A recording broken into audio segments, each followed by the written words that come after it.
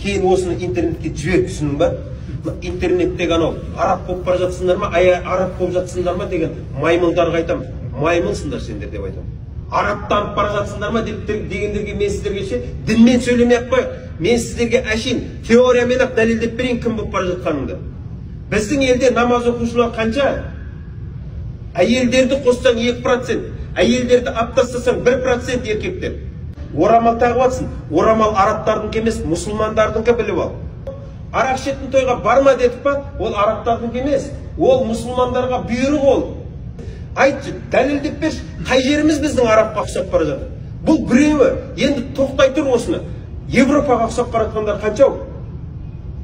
60-тағы 70-тегі бұтына бүйтіп тырыстырып, сызықтарына шейін көрсетіп, 60-тан асқан шашын фиолетовый бояп алған Ван Дамның прическасымен жүрген қатындар қайға ұқсап бара жатыр?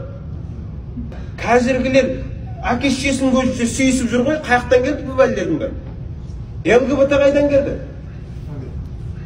Лесбиянкалар қайдан келді алар? Голубойлар қайдан келді? Жаңа жылда отырып алғанда шампанский арақ ішіп отыр да, әкесі баласын айтып жатыр бәрінің алдында. Балам, бүгін рұқсат берем, әкеңнің осы сүйген саған, бүгін рұқсат берем.